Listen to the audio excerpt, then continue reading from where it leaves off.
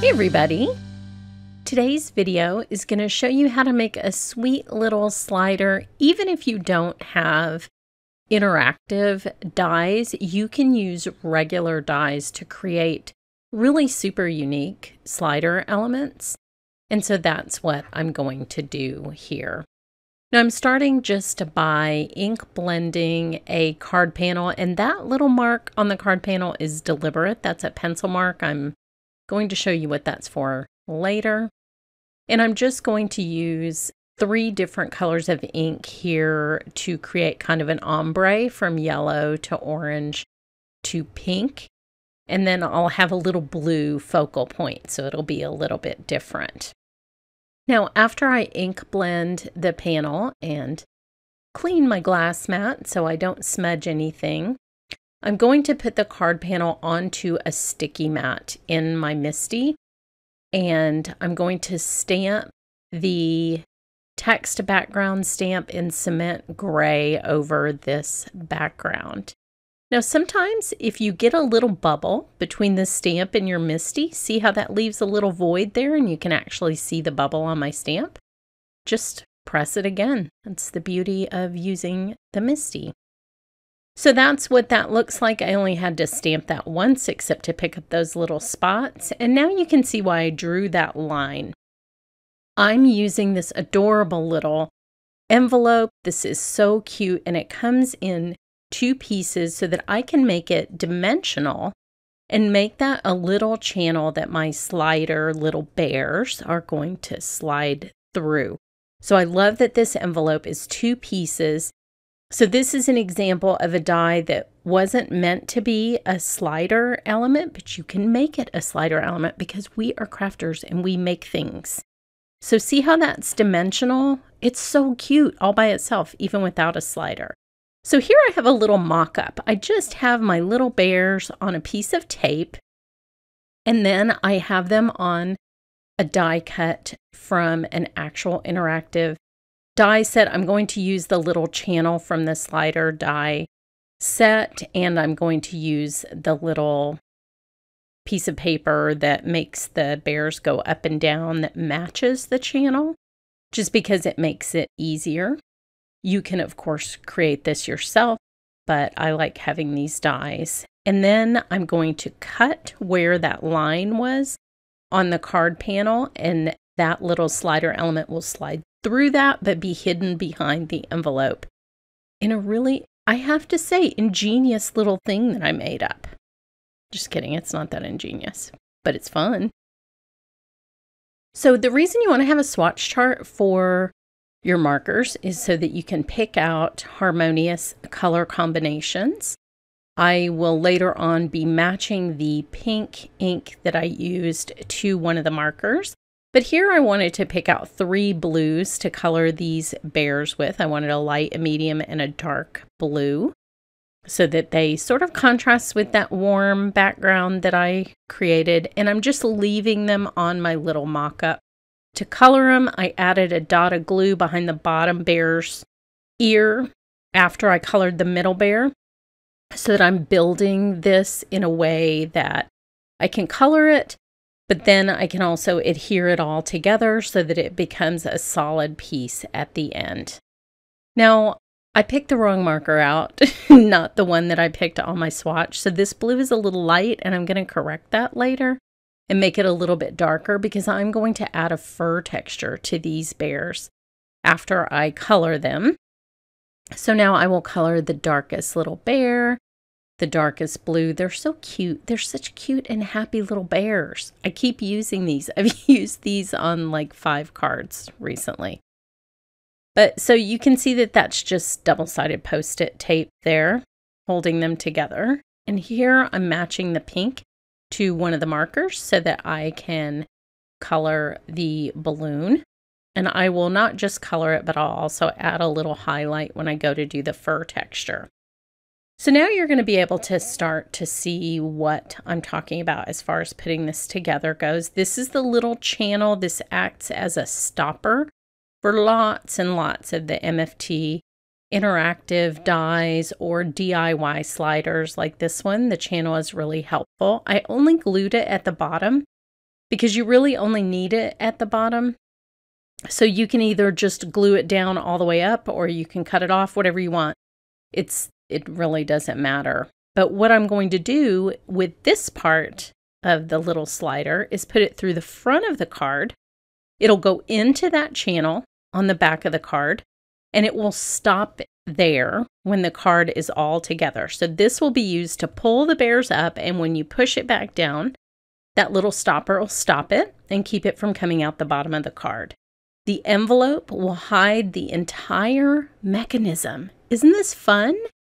So think about all these different ways that you can create sliders with dies that aren't necessarily made to be slider interactive elements, like this cute little envelope. So cute. So think about the ways that your dies work together, and you can make anything a slider. I'm convinced of it. Anything. So here I'm just playing with the position of the bears. This top bear, he has this little balloon, so I marked where the top of that is on the little slider element, so that when I glue it down and remove the tape that's holding them all together, I know where I want that little piece, so that he can become the way that you pull the little slider element up. You're going to pull it up with the balloon, and I'll even stamp on it. So now I can remove the tape because I glued those little bears together. And we're going to glue them down to this stick, and then I'm going to trim around it so it really is just the bears. So they're sort of floating there without that white space in the background. It's so cute. So I'm just showing you that it goes exactly where it needs to go, just to the bottom of that channel. And then when you pull it up, it's going to pull up basically to the top of an A2 card, my little floating bear element. So cute. And we'll stamp pull on that balloon right there, so that people, whoever gets this card, will know to pull that up. So now I'm just using a craft knife to start the process of cutting the top part of this little slider element away from the bears, so that, like I said, the bears are kind of the floating pull tab for this little slider. I like this little pen style knife. You can use scissors, which I'm going to trim up the edges of this with after I've just kind of roughly cut it away. But you can also use scissors just to cut the cardstock away. What you'll want to do, and here I'm going to erase the little bottom positioning mark that I had before I glue the little bottom bear down. But what I like to do is use a liquid glue, and then you have a minute to sort of cut the extra cardstock away from the bears, because you can still kind of get your scissors underneath the edge like you see me doing here, and cutting away those excess pieces while that glue is still wet. For this reason, I just love, love, love liquid glue. I think it gives you so much flexibility. So I'm going to do the same at the top, just trim that away. These aren't even particularly sharp scissors. You don't really need like super sharp scissors or precise scissors to do this. Just use whatever you have.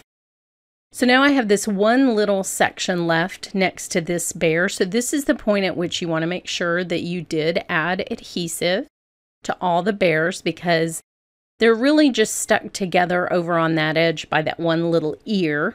So you want to make sure there's glue under that ear, and that was what you saw me do first. And then you leave the bottom part intact, because that's what's going to slide into that little channel and hit that stopper. So now I'll take a white gel pen, and I'm just adding a little bit of fur to all of these bears. I love to do this on little critter images because it's easy. It doesn't really take any skill. I'm just making little vertical marks with a white gel pen.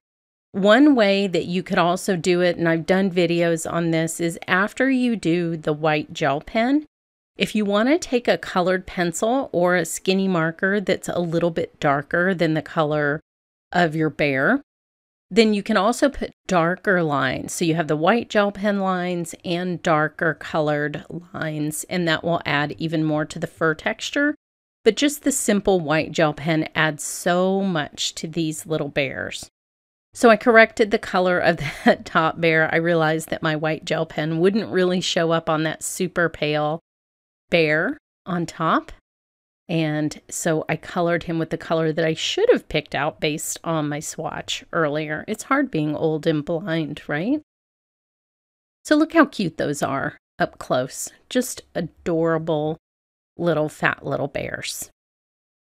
So I will finish up on this top bear, and I made each of their snouts a slightly lighter blue than the bear. And then I added a little highlight on the balloon. It's very simple coloring, but it adds a lot if you just take a minute and do these extra little tips. So now I have my floating whole element. You can slide that into our little 3-dimensional envelope. So cute. And see how that's going to be hidden behind that envelope. It's adorable. Who wouldn't want to pull 3 little bears and a balloon out of an envelope? Come on. And I'm going to color that white part at the bottom to match the envelope. And that's also where my sentiment is going to be on the finished card. So don't worry that you can see that. We're going to cover that all up. So now I'm just using my swatch chart again to find a marker that's closest to this craft color. It doesn't have to be perfect. So you don't have to have all the markers. Just pick one that's close. And people are just going to be amazed at your card. They're not going to notice if your marker doesn't exactly match your cardstock.